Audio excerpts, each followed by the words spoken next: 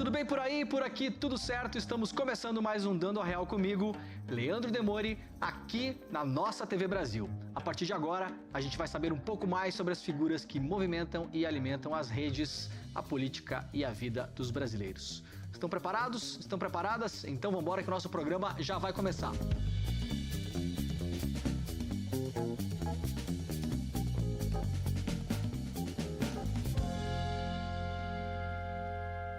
A esquerda é antissemita. Quantas vezes essa mentira já foi espalhada por aí? A minha convidada de hoje enfrenta essa questão de peito aberto na academia e também no debate público. Ela é historiadora, professora e uma das principais vozes brasileiras na luta contra este estereótipo e outros mais. Especialista em história da Palestina e na questão judaica, este ano lançou uma edição revista e atualizada do livro Marxismo e Judaísmo, uma história e uma relação difícil, com novos capítulos sobre a Guerra Civil Espanhola, a visão de Leon Trotsky e um prefácio que aborda os conflitos atuais. Arline Clemecha, acertei, né? Acertou. Tá, eu tava pensando aqui. Arline Clemecha, seja muito bem-vindo. Aliás, falei errado o nome do livro, né? Marxismo e Judaísmo, História de uma Relação Difícil. É isso. Dei uma engasgadinha ali, mas foi, tá aqui, ó. É da editora Boitempo, né? Isso mesmo. Tá bonita essa edição, né? Tá bonita, tá muito bonita. Acho que a pessoa que fez a arte se inspirou bastante, talvez na época em que a história se passa, aquele final do século XIX, começo do XX. Muito bonito. E na própria arte impressa, jornais, né, registros da história judaica da Europa Oriental e Central. Muito bem. Ficou bonita. Ficou linda. Parabéns pro pessoal da Boitempo. Sempre que eu faço entrevistas com temas um pouco mais distantes, digamos, do povo brasileiro, claro que esse tema é um tema muito presente no noticiário, mas eu sei que muita gente tem dificuldade com conceituar as coisas. Fiz uma entrevista aqui muito boa com o Bruno Huberman também. Eu fui nesse caminho de fazer perguntas um pouco mais simples, tentando não ser simplista. Peço que você não se atenha ao meu simplismo. A gente pode cavocar, vamos fundo, mas eu vou fazer perguntas para a gente começar a conceituar o assunto e depois a gente vai debatendo um pouco mais, pode ser? Tá perfeito, Leandro. Então vamos lá. O que é antissemitismo? Vou começar por isso. Bom, o antissemitismo, ele é um ódio evidentemente infundado, sem base na realidade.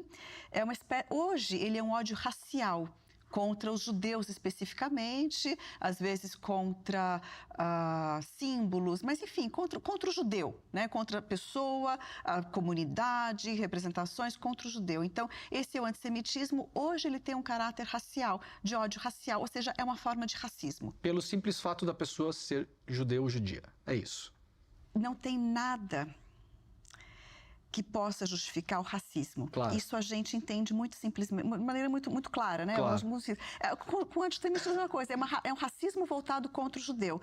Apesar de que, na história, o antissemitismo, ele já foi um ódio de caráter religioso. O ódio contra o judeu enquanto religioso, pessoa religiosa, grupo religioso. Então, o antissemitismo, dependendo da época histórica em que a gente está, com a qual a gente está lidando, ele já teve diferentes características.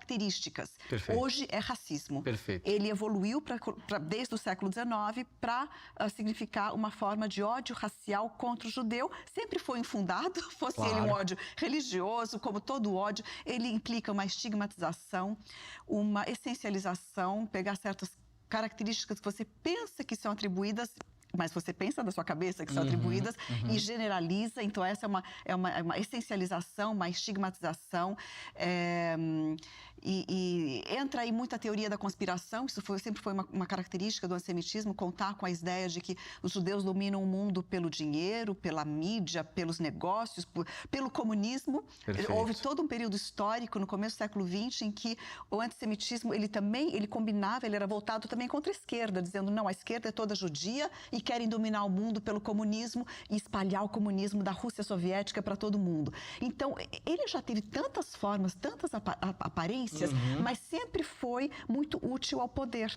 né? Porque foi uma maneira sempre de controlar a sociedade, usar os judeus como bode expiatório. Então, você tem, por exemplo, uma Alemanha em crise econômica na ascensão do nazismo, os judeus como bode expiatório. Eles são os responsáveis por isso. São os responsáveis. Então, vamos nos livrar dos judeus, que a gente se livra dos problemas da Alemanha.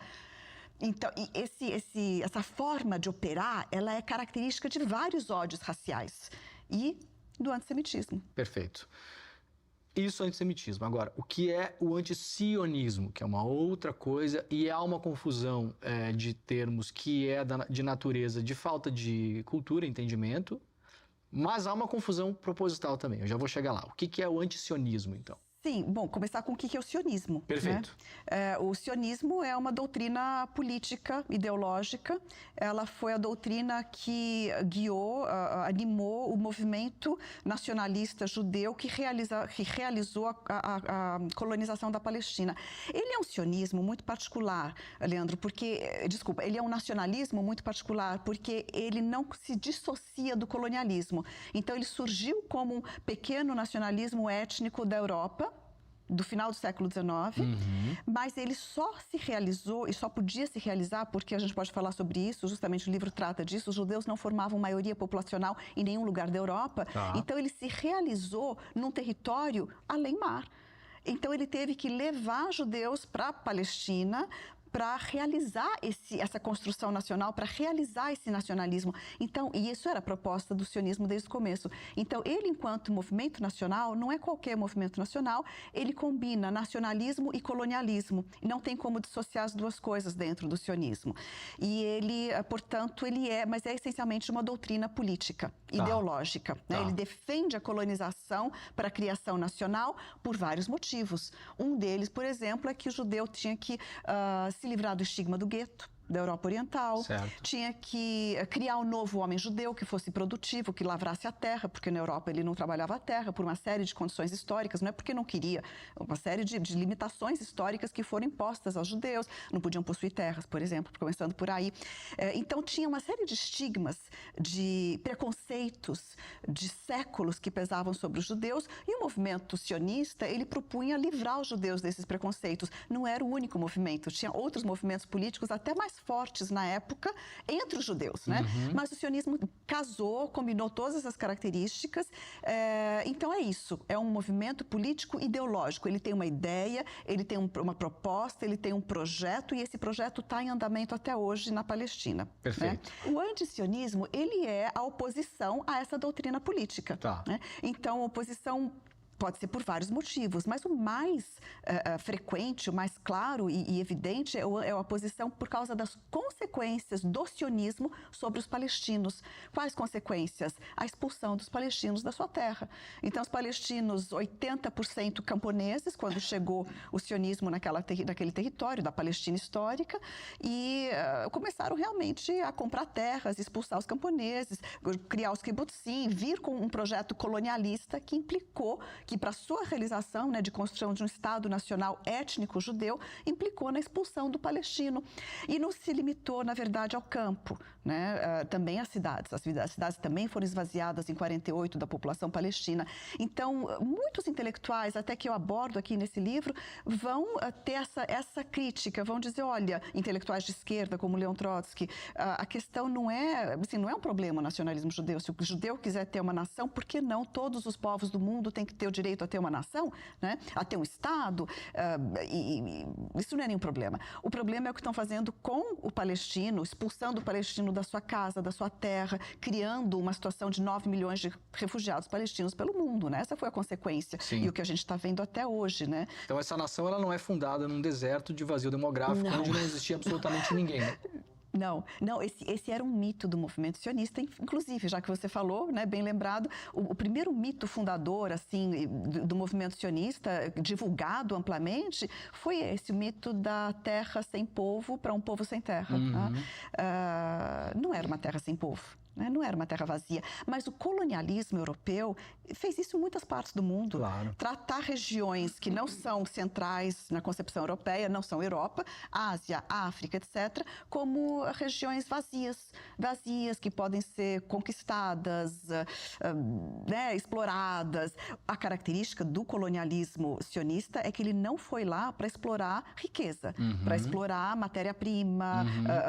Para levar para a metrópole, né? Não. Ele foi fundar, na verdade, verdade, uma metrópole naquele território. Então, é um colonialismo de assentamento. Perfeito. Né? E que o objetivo desse colonialismo não é explorar a mão de obra barata do palestino, é substituir a população palestina pela população judaica sionista, né? Lembrando que não eram todos judeus na época também que estavam dentro desse projeto, era até uma minoria quando ele surgiu, até meados do século, até o pré-Segunda Guerra Mundial. Mas então o anti-sionismo, ele é a oposição a uma doutrina política. Perfeito. Não se confunde com um ódio a um judeu. O antissemitismo é um ódio racial contra o judeu. Então, um é um ódio racial. Aliás, diga-se de passagem, é crime, enquanto ódio racial, claro, né? Racismo. Claro. E o outro é uma oposição a uma doutrina político-ideológica. Perfeito. Eu quero voltar depois nesse tema, mas eu quero pegar um pouquinho o que você trata no livro, para a gente ir fazendo uma espécie de escalonamento histórico, assim. Marx é muito tratado por muitas pessoas que o atacaram, né, ainda em vida e depois, como sendo antissemita, ou seja, como sendo um racista, né, alguém que cometeria hoje, por exemplo, um crime de racismo, como tem no Brasil, contra os judeus. De onde vem essa história de que o Marx era antissemita? Essa crítica contra Marx, ela surgiu no pós-Segunda Guerra Mundial, principalmente na década de 1970. Alguns autores, como Robert Misrahi, que foi um importante intelectual de esquerda, aliás, francês, foi discípulo de Sartre, escreveu um livro inteiro para dizer que Marx foi antissemita. Marx escreveu um ensaio chamado Sobre a Questão Judaica. Tá. Depois ele voltou muito pouco a esse assunto no meio, por exemplo, da Sagrada Família, mas na verdade era a continuação daquele tema, não era outro escrito, né? Tá. Esse ensaio é a junção de dois textos que foram fruto de uma polêmica com um dos jovens hegelianos, ou seja, colega seu, né, do grupo do qual ele participava. E esse jovem hegeliano, chamado Bruno Bauer, tinha uma crítica do judaísmo pelo ponto de vista da religião. Ele era teólogo, Bruno Bauer, e ele dizia que a religião judaica era mais atrasada em relação ao cristianismo, que os judeus deveriam se converter para se livrar da sua situação de opressão, né? A emancipação dos judeus deveria implicar na sua conversão. Tá, conversão ao cristianismo. Ao cristianismo, tá. E, eventualmente, a conversão, quer dizer, para fora da religião.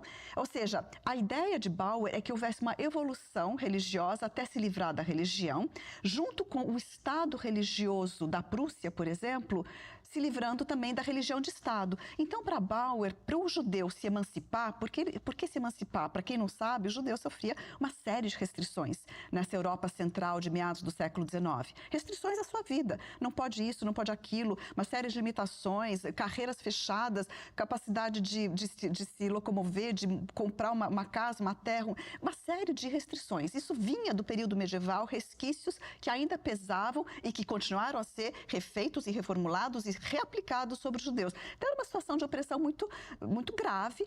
Os judeus estavam lutando por direitos políticos iguais. Ou seja, aquela coisa de todo cidadão ter direitos iguais, que hoje para a gente parece normal, né? E na época não era assim. Isso é pré-Declaração Universal dos Direitos do Homem e do Cidadão. 100 anos antes. Isso, tá. 100 anos antes, né? Na França, a Revolução Francesa já tinha obtido isso dentro da França. Tá. Então, esse era o debate da época. Bom, a França concedeu direitos iguais a todos, né?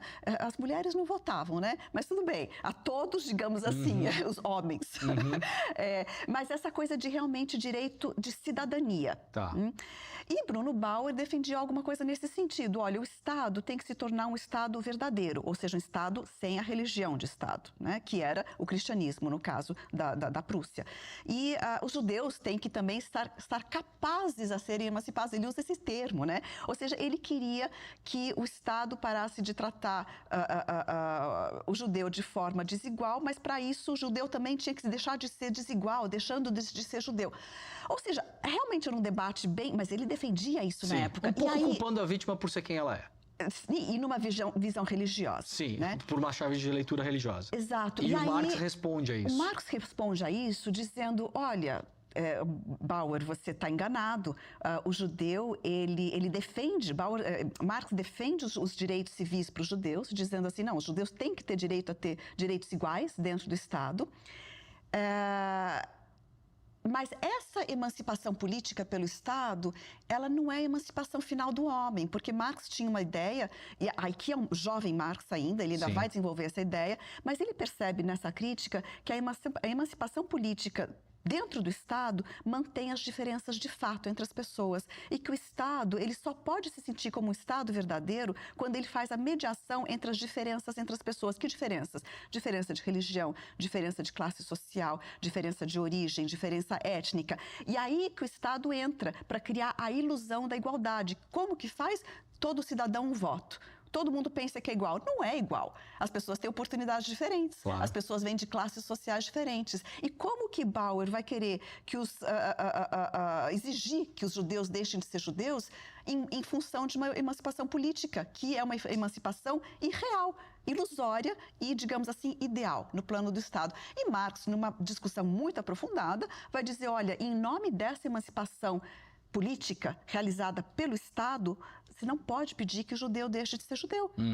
E veja que loucura, Marx está defendendo os judeus enquanto grupo social, étnico, religioso, mesmo ele sendo uma pessoa que nunca gostou de religião nenhuma, né? Karl Marx, todo mundo sabe que era a favor da superação desse papel da religião na vida das pessoas, apesar de que ele entendia a religião como algo que era necessário para conformar a pessoa numa situação de extrema opressão que as pessoas viviam.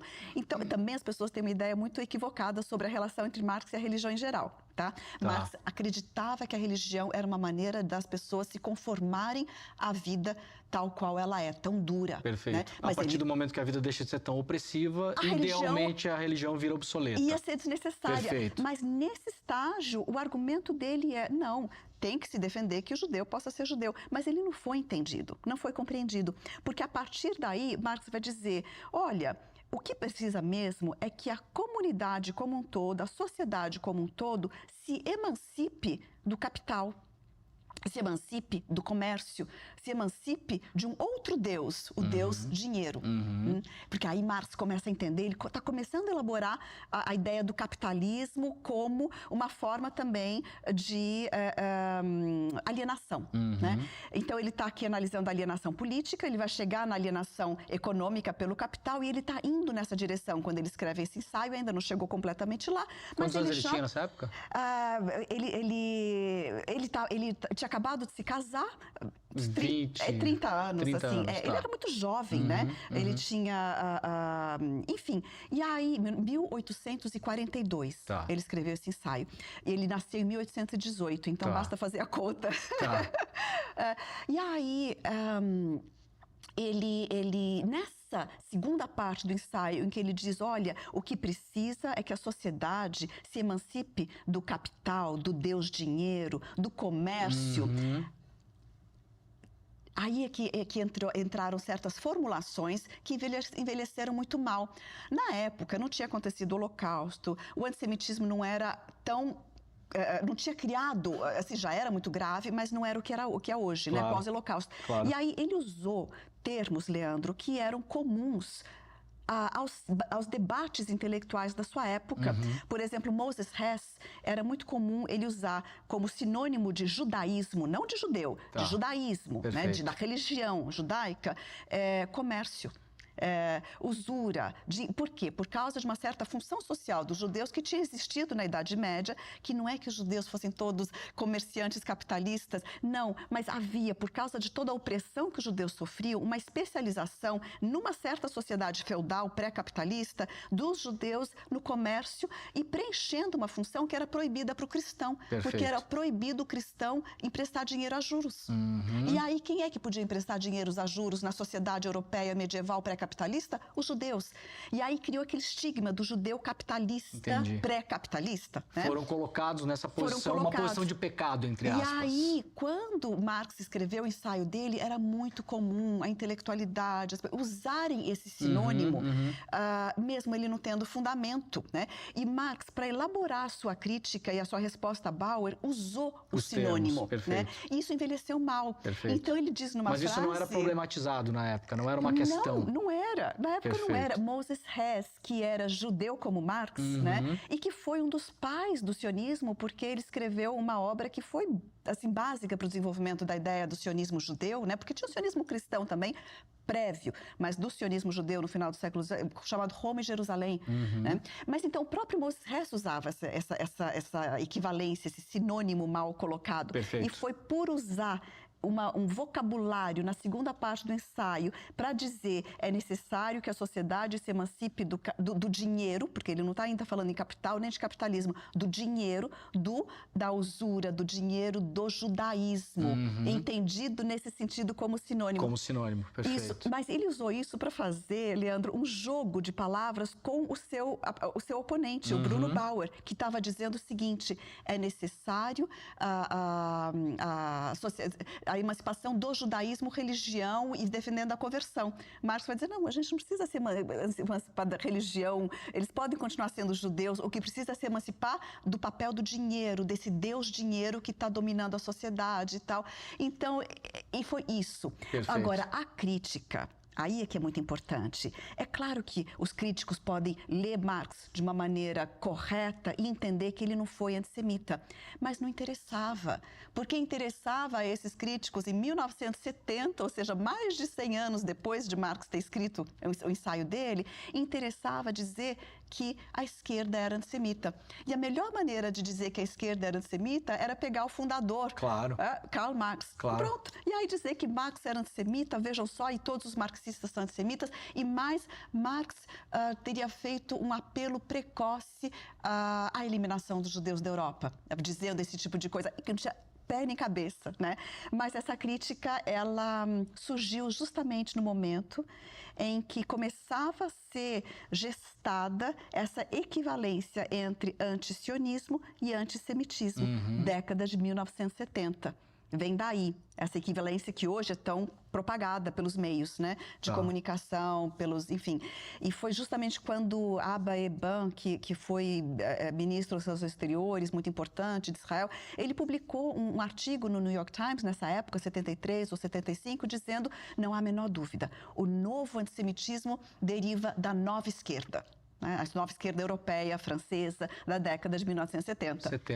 Então, veja, é um debate um pouco distante do dia de hoje, mas é a origem dessa equivalência, é uma crítica infundada. Marx está dizendo, no fundo, nós não sequer precisamos exigir que o judeu deixe de ser judeu, claro. Ele tem que ter garantido os seus direitos, como todas as religiões, todas as etnias, todos os povos, né? Agora, Marx não era nacionalista e o sionismo não existia na época de Marx. Claro. Nem existia. Então, ele nem falou de nação judaica. Em última instância, a crítica, por exemplo, de Robert Mizrahi contra Marx é que ele não defendeu a visão nacional, porque não é uma mas digamos, a unificação dos judeus na Terra Santa. Como que Marx poderia ter defendido ou criticado muito algo que nem estava sendo discutido pelos judeus? Estava sendo discutido por cristãos sionistas, mas não pelos judeus enquanto sequer individualmente, mas muito menos como um movimento político ou proposta de emancipação, como acabou sendo, né? Uma das várias propostas de emancipação gestadas entre comunidades judaicas na Europa Central e Oriental no final do século XIX, para se livrar da perseguição. Por que é que há um interesse, a partir já, como você falou, dos anos 70, em colar nessa nova esquerda a ideia de que é uma esquerda antissemita, porque, posso imaginar, já está combatendo o projeto colonial sionista. Exato. É isso? É exatamente isso. Nesse momento já começa a acontecer isso e aí se confundem propositalmente os termos para bloquear as críticas. Exatamente. Que é o que a gente vê... Exatamente hoje, quer dizer. Exatamente. 2025 estamos na mesma ainda, pelo jeito. Não, e obrigada por esclarecer isso, porque eu também falo e às vezes eu me preocupo com como que as pessoas estão entendendo, porque é distante, né? Sim. Mas veja, Leandro, quando foi criado o Estado de Israel em 1948, por um movimento sionista que vinha colonizando a Palestina desde o comecinho do século XX, né? Mas que ainda era minoritário, mas em 48 esse movimento ganhou muita força por causa do choque do Holocausto. Né? Então, a Europa tinha assassinado brutalmente, de maneira atroz, cerca de 6 milhões de judeus. Né? Hitler fez isso, pegou judeus da Polônia, Lituânia, toda a Europa Oriental. Tinham 400 mil judeus na Alemanha mesmo, mas toda aquela Europa Oriental, onde estava a maior concentração mundial de judeus, eles foram levados para os campos de concentração e a partir de 42, extermínio. Bom, a Europa termina a Segunda Guerra Mundial, a União Soviética libertou os primeiros campos, depois os Estados Unidos chegaram e ajudaram nessa libertação dos campos de extermínio e fica revelado para o mundo o horror. Né? E aí isso gerou na Europa e naquelas conferências de paz da pós-Segunda Guerra Mundial, criação da ONU, Carta dos Direitos Humanos, toda essa lei internacional que surgiu junto com a ideia de que era necessário a Europa reparar os judeus por esse crime. E como que fizeram isso? Bom, tem aqui um movimento político que está há meio século já, um pouquinho mais, empenhado na construção de um Estado judeu com a proteção da maior potência imperialista da época, Grã-Bretanha, e está empenhado nesse projeto. Pois bem, vamos apoiar esse projeto. Perfeito. Dar aos judeus o seu Estado. Inclusive, um dos argumentos do sionismo era que era necessário ter um Estado para proteger os judeus do antissemitismo, porque a Europa tinha provado que o antissemitismo seria inextirpável, jamais iria acabar. Perfeito. Né? E, bom, do jeito que as coisas estão, né, parece que não acaba mesmo, Sim, porque sim. é impressionante como o racismo está aí, está presente. Se pensou em, antes da gente chegar lá, se pensou em algumas partes, porque, por exemplo, terminou a Segunda Guerra Mundial, você bem falou, o exército soviético primeiro foi quem chegou ali, libertou, tem um livro maravilhoso do Primo Levi que fala sobre isso, aliás, A Estrada, se eu não me engano, não é Esse Sequestro é um Homo, é o outro, que é um dos meus, A Trégua. Sim. A Trégua. Maravilhoso que ele fala, ele estava em Auschwitz e conta como a União Soviética chegou lá. Naquele momento, como na Primeira Guerra Mundial também teve muito disso, tem uma redivisão territorial, inclusive ali, né? Você tem uma readequação dos territórios. O movimento sionista, junto com esses vencedores da Segunda Guerra, pensaram em algum território que estivesse na Europa, por exemplo, antes de olhar para o Oriente Médio, ou isso não chegou a ser cogitado? Não, veja só, então vamos parar essa história um pouquinho Tá. de reparação dos judeus pelo Holocausto, né, e a criação de Israel como reparação, Tá. e voltar meio século, Tá. que é quando estavam discutindo, os judeus da Europa estavam discutindo outros projetos. Tá. Quais eram os projetos que existiam? Existia um nacionalismo cultural. Existia uma ideia, o principal grupo judeu político da Europa Oriental, onde tinha a maior concentração mundial de judeus, era o Bund, né, que eu também analiso aqui no livro. Sim. O Bund significa união, é a abreviação do nome completo do partido deles, que era a União dos Operários Judeus Social-Democratas da Lituânia, Polônia e Rússia, Tá. ou só Bund, em Tá. Yiddish. E o Bund, ele defendia uma autonomia nacional cultural, ou seja, ele não reivindicava um território próprio, mas ele reivindicava que ali naquela Rússia czarista, onde ele surgiu, né? Ou seja, Lituânia, Polônia, Ucrânia, né? Toda aquela faixa da Europa do Leste, que ali os judeus ganhassem dentro do Estado em questão que fosse, porque também estavam lutando por junto com os bolcheviques e mencheviques, se inseriram no processo revolucionário russo, então não seria necessariamente dentro do Império czarista, mas talvez dentro de um outro Estado russo, Perfeito. né? Reivindicavam uma autonomia cultural, ou seja, que as comunidades judaicas pudessem cuidar dos seus assuntos culturais. E seriam russos dentro da Rússia, ou polêmicos, enfim, o que fosse. Né? Não reivindicavam território único porque não formavam maioria populacional em nenhum território. A Lituânia, que chegou a ser chamada da Jerusalém, Vilna, que chegou a ser chamada da Jerusalém na Lituânia, tinha 35% de judeus, algo assim. Outras capitais também. Depois tinha os guetos, os shtetls, que esses sim, os shtetls poderiam ser 100% judeus, guetos, mas são vilarejos, né? Não Sim. são cidades. Sim. Regiões também, não tinham regiões que tivessem mais de 10% de judeus. Grandes cidades com até 35% de judeus. Mesmo a Áustria teve, Viena tinha muito judeu, né? Mas não tinha maioria populacional judaica. Então não Perfeito. tinha como reivindicar um território próprio, sabe? Tinha também os territorialistas, também nesse cenário da Europa Oriental, Império Czarista, final do século XIX, começo do XX, os territorialistas defendiam que pudesse haver algum tipo de... Mas era um movimento muito fraco também e as suas reivindicações não tinham bases na medida que você vai fazer o quê? É muito difícil. Sim. É engraçado que depois Stalin, né, a União Soviética, depois já da morte de Lenin, Stalin criou uma república judaica na União Soviética. Era uma farsa, né? Birobidjan. E levou judeus para colonizar o extremo leste da Rússia, do Império, da União Soviética, fronteira com a Mongólia. Tá. Um projeto de colonização, basicamente, Colonização. de interesse